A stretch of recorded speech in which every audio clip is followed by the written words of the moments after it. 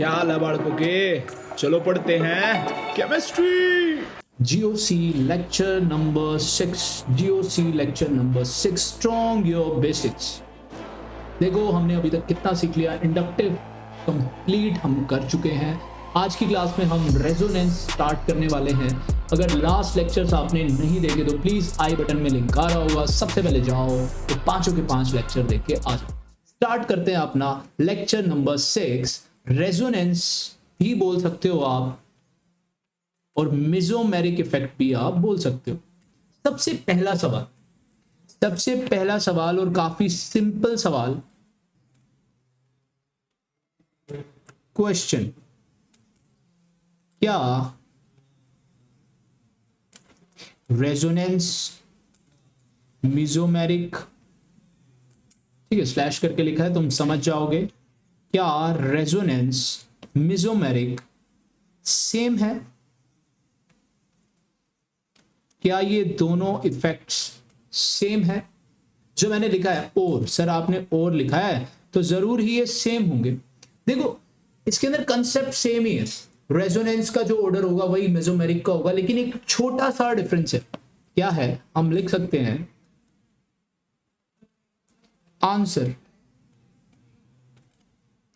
एक छोटा सा डिफरेंस है। और डिफरेंस क्या है वो आने वाली अभी लेक्चर में आपको समझ आ जाएगा। देखो हम क्या क्या सीख रहे हैं। हमको नेक्स्ट क्वेश्चन है, हमें क्या क्या सीखना है?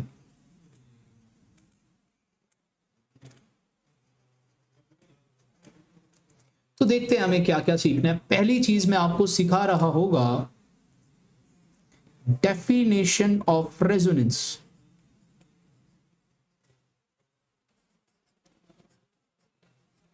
डेफिनेशन ऑफ रेजोनेंस पहली चीज हम सीखेंगे। दूसरी चीज हम सीखेंगे क्या कंडीशन है रेजोनेंस होने की। ऐसा तो है नहीं कि हमेशा ही रेजोनेंस हो रही होगी, तो सेकंड आ सकता है कंडीशन ऑफ रेजोनेंस।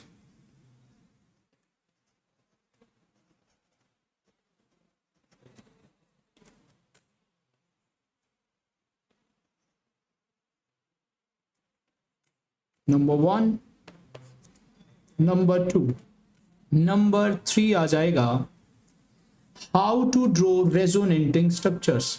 हम स्टेप बाय स्टेप सीखेंगे कि किस तरीके से हम रेजोनेटिंग स्ट्रक्चर्स को ड्रॉ कर सकते हैं। How to draw resonating structures.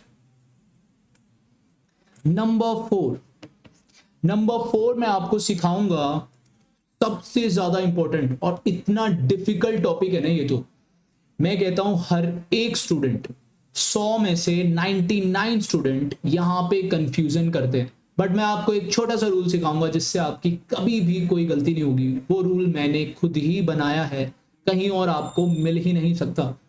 देखो भाई नंबर 4 जो वो चीज है वो क्या है। हमसे कई बार एक से ज्यादा रेजोनेटिंग स्ट्रक्चर्स दी होती हैं और पूछते हैं स्टेबिलिटी, तो वो चीज है अपनी stability of resonating structures. Stability of resonating structures. ऐसी क्या वो चीज है जो हमें चेक करनी है और वो स्टेबल हो जाएगा। है तो सभी रेजोनेटिंग स्ट्रक्चर और सेम ही मॉलिक्यूल की होंगी।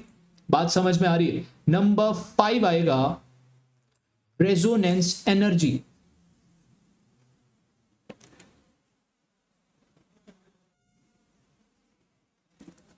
Resonance energy. नंबर 6 हम सीखेंगे टाइप्स ऑफ रेजोनेंस।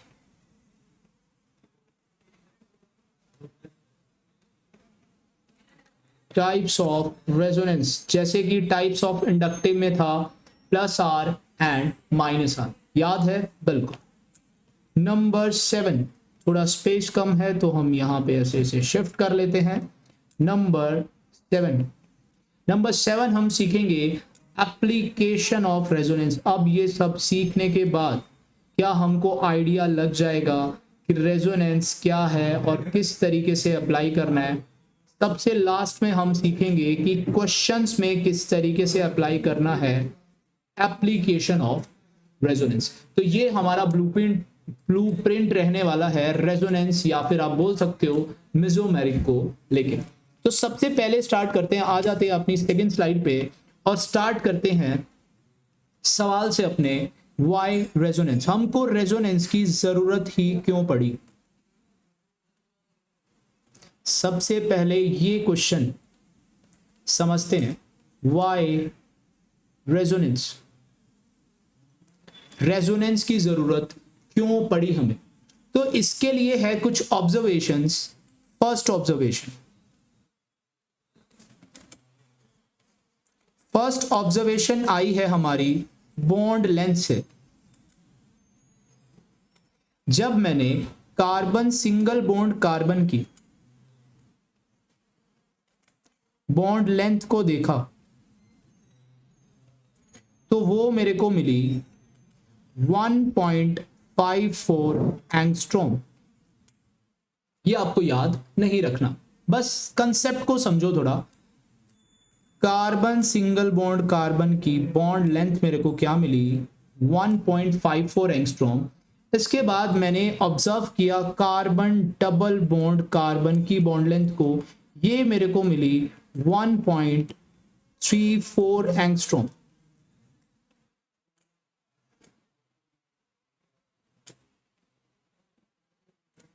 और इसके बाद मैंने ऑब्जर्व किया अपने बेंजीन को,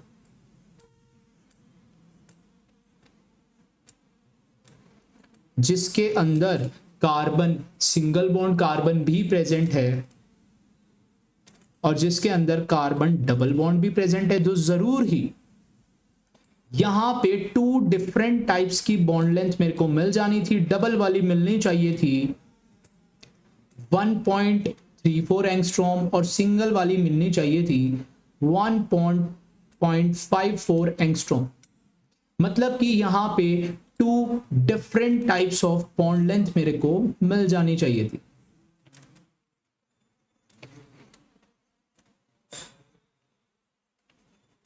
लेकिन ये जो हमने सोचा, ये जो हमने ऑब्जर्व किया है, इन दोनों को हमने ऑब्जर्व करके इसको खुद ही ऑब्जर्व कर लिया और ये हो गया गलत। ये क्यों होता है गलत? तो सही क्या है? सही ये है कि हमारे बेंजीन में सभी बॉन्ड्स इक्वल मिले और उनकी बॉन्ड लेंथ थी 1.39 एंगस्ट्रॉम, जो कि कहीं ना कहीं डबल बॉन्ड और सिंगल बॉन्ड के बीच में लाई करता है नंबर। मतलब कि ना तो बेंजीन के अंदर कोई भी सिंगल बॉन्ड है और ना ही बेंजीन के अंदर कोई डबल बॉन्ड है। तो इस प्रॉब्लम का जो आंसर दिया वो हमारे रेजोनेंस ने दिया। समझ में आया? तो रेजोनेंस पढ़ने की हमें जरूरत पड़ी है। यहां पे अभी हमने पढ़ा नहीं है क्या हुआ रेजोनेंस से, जो कि इस बात का आंसर रेजोनेंस ने दे दिया, वो आगे जाके हम समझने वाले। एक और ऑब्जर्वेशन लिखेंगे, ऑब्जर्वेशन नंबर 2, सेकंड ऑब्जर्वेशन।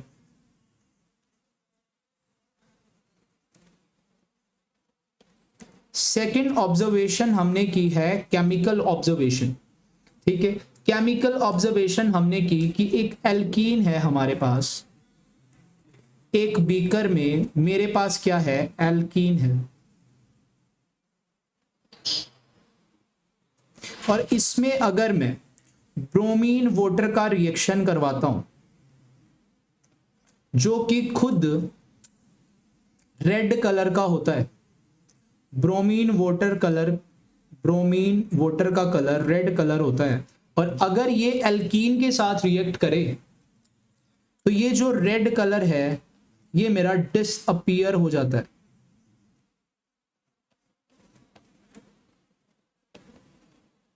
मतलब कि बात बहुत सिंपल है, अगर मेरे पास एल्कीन होगी, डबल बॉन्ड होगा, तो ये रेड कलर डिसअपियर होगा। ये हम टेस्ट फॉर अनसैचुरेशन के लिए भी यूज करते हैं। अनसैचुरेशन का मतलब यहां पे क्या है, अगर पाई बॉन्ड आ जाता है कार्बन कार्बन के बीच में, उस सिस्टम को हम अनसैचुरेशन सिस्टम बोलते हैं, अनसैचुरेटेड सिस्टम। तो जब हमने ये रिएक्शन बेंजीन के साथ की,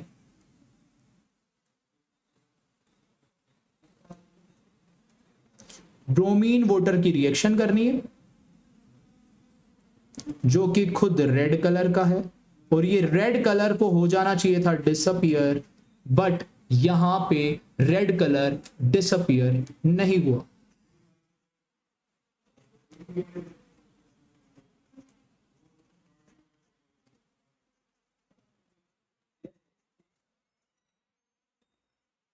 और इसी से हमें समझ में आता है कि यहां पे कोई भी कार्बन डबल बॉन्ड कार्बन है ही नहीं। अगर कार्बन डबल बॉन्ड कार्बन होता तो रेड कलर डिसअपियर होता, बट यहां पे रेड कलर का सॉल्यूशन ही हमको मिला, जिसके कारण हमें समझ में आया कि बेंजीन के अंदर कोई डबल बॉन्ड नहीं है। मतलब जो ये स्ट्रक्चर हम ड्रॉ कर रहे हैं ये गलत है। बात समझ में आई? बिल्कुल बिल्कुल, बात आपको समझ में आ गई है। अब देखो एक चीज समझते हैं कि रेजोनेंस फिर है क्या। देखो यार, रेजोनेंस ना वो है, डेफिनेशन ऑफ रेजोनेंस हेडिंग डाल सकते हैं हम, डेफिनेशन ऑफ रेजोनेंस। डेफिनेशन में हम लिख सकते हैं कुछ मॉलिक्यूल्स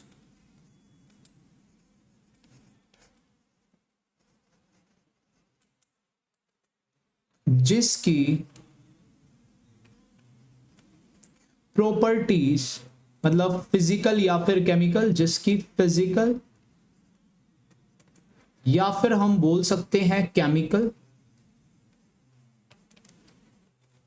प्रॉपर्टीज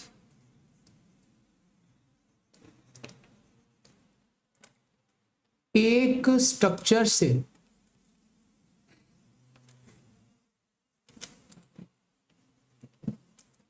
डिस्क्राइब ना कर पाए, मतलब एक्सप्लेन भी लिख सकते हैं, स्ट्रक्चर से एक्सप्लेन ना हो पाए,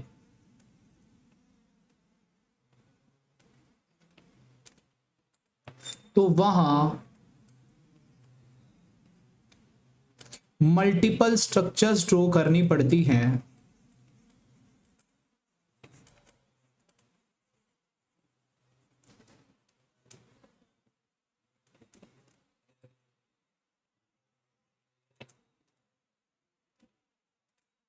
इसी इसी प्रोसेस का नाम अपना रेजोनेंस है। और मल्टीपल स्ट्रक्चर्स हम कैसे ड्रॉ करते हैं? By transfer of electron, movement होगा, इलेक्ट्रॉन्स की मूवमेंट होगी तो हम मल्टीपल स्ट्रक्चर्स ड्रॉ कर पाएंगे। क्या बात सही है? तो इसी कंसेप्ट का एवोल्यूशन होता है यहां पे। तो यहां लिख सकते हैं इसके बाद, तो यहां जिस कंसेप्ट का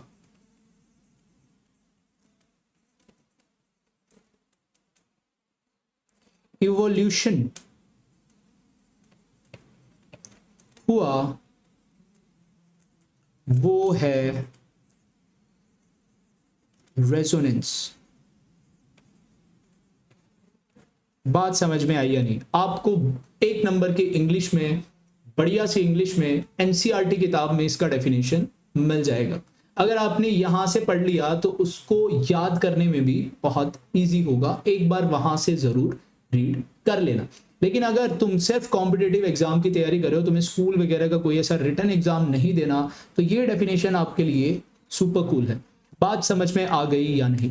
चलो भाई, इसके बाद हम लिखेंगे एक और पॉइंट, ये डॉट पॉइंट लगा लो और नेक्स्ट डॉट पॉइंट में लिखो इलेक्ट्रॉन की मूवमेंट से, इलेक्ट्रॉन की मूवमेंट से हम different structures, different structures draw करेंगे।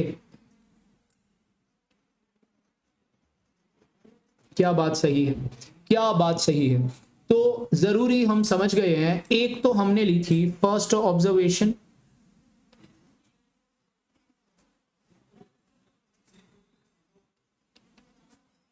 और एक हमने की सेकंड ऑब्जर्वेशन। फर्स्ट ऑब्जर्वेशन थी हमारी फिजिकल प्रॉपर्टी,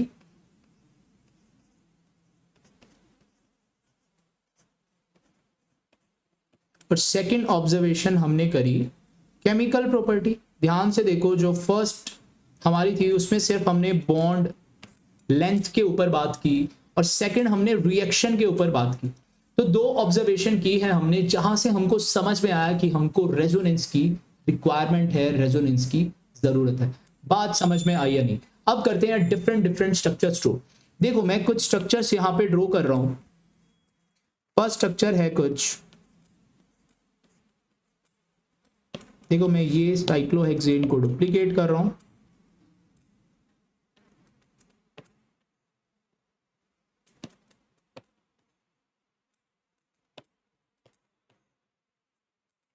पाई बॉन्ड्स लगाने स्टार्ट करता हूं। फर्स्ट मैंने 3 पाई बॉन्ड्स लगा दिए हैं, फिर मैंने कुछ इनकी लोकेशंस ध्यान से देखना मैंने चेंज कर दी है।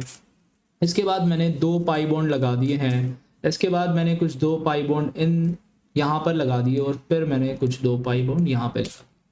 क्या ये सारी जो स्ट्रक्चर्स है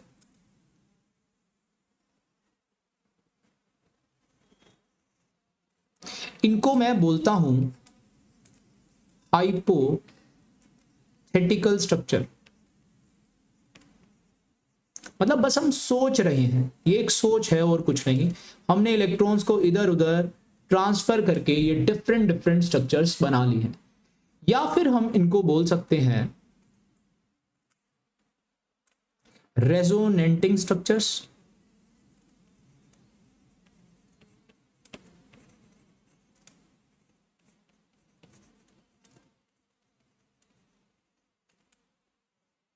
या फिर हम इनको बोल सकते हैं कोनिकल स्ट्रक्चर्स।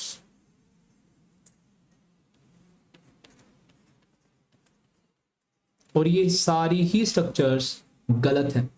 तो क्या होगा, सही स्ट्रक्चर क्या होगी? एक मैं इनकी कर रहा हूं भाई, एक स्ट्रक्चर मैंने बनाया ऐसे ट्रिपल डैश करके, इन सबके बीच में ऐसे डबल एरो आएगा कि ये आपस में इंटर कन्वर्टेबल है, ये आपस में कन्वर्ट हो सकती है बाय ट्रांसफर एंड इलेक्ट्रॉन्स।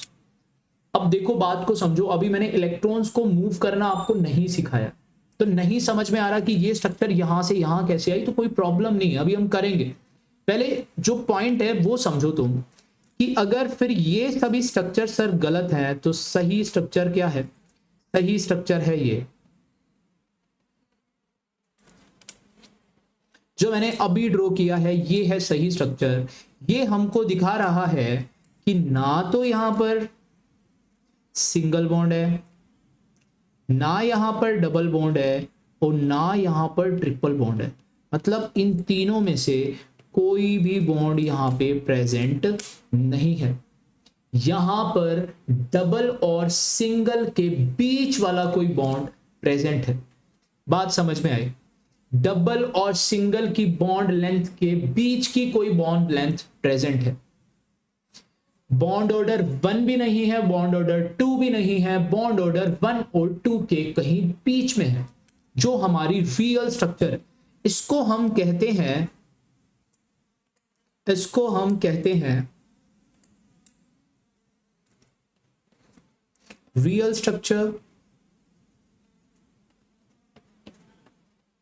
और रियल स्ट्रक्चर हमें कहां से मिलती है? इसका एक और नाम होता है रेजोनेंस हाइब्रिड।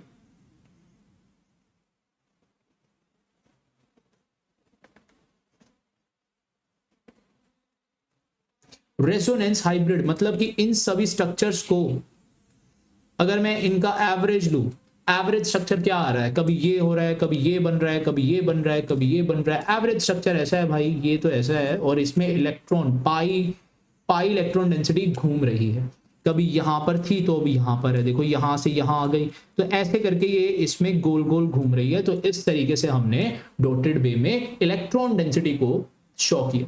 क्या बात आपको समझ में आ गई? क्या बात आपको समझ में आ गई? इसके बाद हमने देखो एक डेफिनेशन तो हमने पढ़ ली कि हमको डिफरेंट डिफरेंट स्ट्रक्चर्स बनानी पड़ती है, क्योंकि एक स्ट्रक्चर से हम सभी उसकी केमिकल और फिजिकल प्रॉपर्टीज डिस्क्राइब नहीं कर पाते। इसके बाद आते हैं सेकंड डेफिनेशन पे भाई। इसके बाद हम पढ़ेंगे second definition. Second definition of resonance.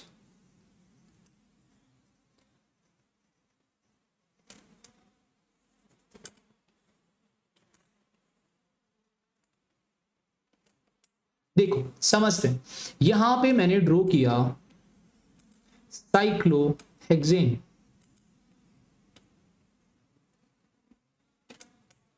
और यहां पे मैंने ड्रॉ किए हैं पाई के लोब्स,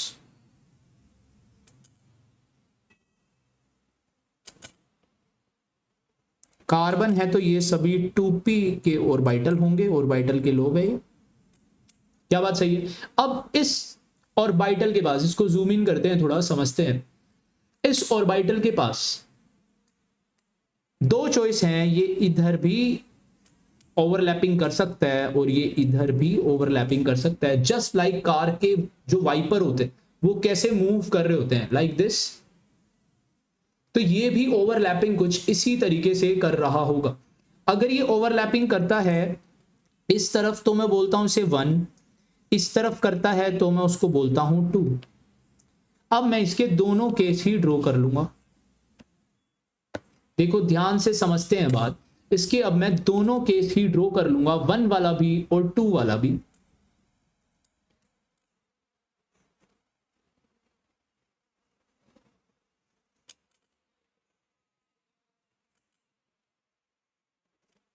मैं पहले ड्रॉ कर रहा हूं 1 वाला। 1 वाला कौन सा है? इधर वाला। अगर आपको नहीं दिख रहा, ये 1 है और ये 2 है। क्या बात सही? 1 साइड पे इसने किया, तो क्या मैं इसी को कॉपी पेस्ट कर लूं, टाइम अपना बच जाएगा थोड़ा। देखो इसको मैंने एक बार डुप्लीकेट यहां पे किया, इसको मैंने एक बार डुप्लीकेट यहां पर किया, और जो ये मैंने वाइपर्स लाइक दिखाए हैं इनको मैं उड़ा देता हूं। तो अगर इसने 1 साइड पे ओवरलैपिंग की है तो कुछ ऐसी ओवरलैपिंग हो गई होगी, तो कुछ यहां पर ऐसी हो गई होगी और इन दोनों के बीच में हो गई होगी। क्या बात सही है? इधर की साइड ओवरलैपिंग स्टार्ट की तो इन दोनों की हो गई, फिर इन दोनों की हो गई, फिर इन दोनों की हो गई। क्या बात सही है? अगर ये नंबर 2 साइड पे ओवरलैपिंग करना स्टार्ट कर देता तो कुछ ओवरलैपिंग इधर की साइड होती, यहां से मेरे को स्ट्रक्चर मिल रही होती,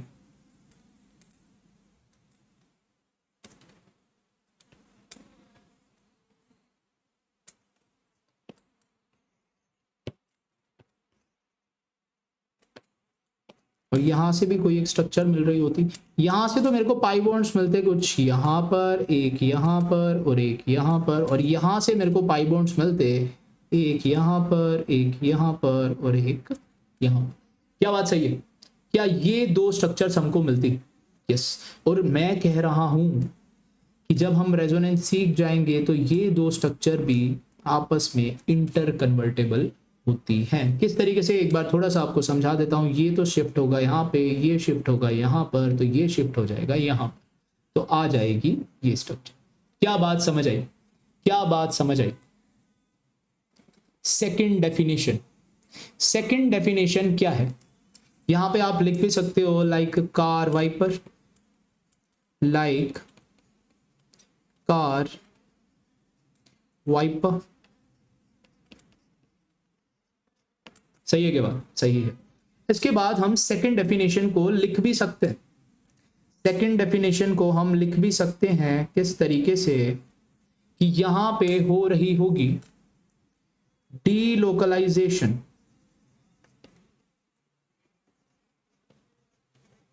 of pi electrons। delocalization का मतलब है मूवमेंट, delocalize हो गए। लोकलाइज्ड का मतलब होता है उनकी लोकेशन फिक्स है, डीलोकलाइजेशन का मतलब है उनका लोकेशन चेंज हो गया। किनका? पाई इलेक्ट्रॉन्स का। यहां पे मैंने आपको बताया कि कुछ इस तरीके से ये मूव कर गए। कौन से इलेक्ट्रॉन? सिर्फ पाई के इलेक्ट्रॉन। सिग्मा इलेक्ट्रॉन्स में रेजोनेंस नहीं होती, सिग्मा में तो अपना इंडक्टिव होता है। बात समझ में आई? बिल्कुल सही। इसके बाद लिखेंगे इन एन कॉन्जुगेटेड सिस्टम,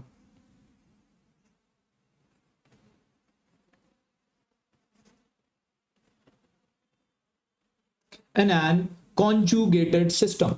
अब देखो यहां से ना बहुत सारे वर्ड्स, कीवर्ड्स निकलते हैं। देखो पहला डीलोकलाइजेशन किसको कहते हैं जी? पाई इलेक्ट्रॉन्स के बारे में तो शायद आप समझ गए होंगे, लेकिन कॉन्जुगेटेड सिस्टम किसको कहते हैं? यहां से बहुत सारे कीवर्ड्स, दो कीवर्ड्स हमको समझने हैं। तो नेक्स्ट लेक्चर में यस, ये लेक्चर यहीं तक हो पाएगा। अभी मेरा क्लास है, नेक्स्ट लेक्चर में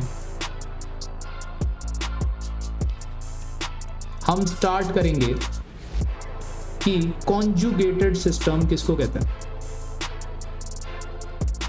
कि कॉन्जुगेटेड सिस्टम किसको कहते हैं। ओके देन, अपनी क्लास यहीं पे ख़त्म करते हैं। आई होप आपको रेजोनेंस के बारे में थोड़ा बहुत आइडिया आया होगा। हमने ऑब्जर्वेशंस की हैं और हाइपोथेटिकल स्ट्रक्चर्स किनको कहते हैं, रेजोनेंस हाइब्रिड किनको कहते हैं, कॉनिकल स्ट्रक्चर एक बार सवाल आया था। तो यहाँ पे हमने डेफिनेशन भी लिखी कि क्यों हमारी रेजोनेंस की ज़रूरत है। यहाँ पे हमने ऑब्जर्वेशंस भी लिखी और सबसे पहले हमने स्टडी भी किया कि ब्लूप्रिंट किस तरीके से हम रेजोनेंस को पढ़ने वाले हैं। सो ओके, अगर आपको वीडियो अच्छी लगी तो लाइक, आने वाली वीडियो देखनी है तो सब्सक्राइब और किसी अपने फ्रेंड को कर देना शेयर। सो यो।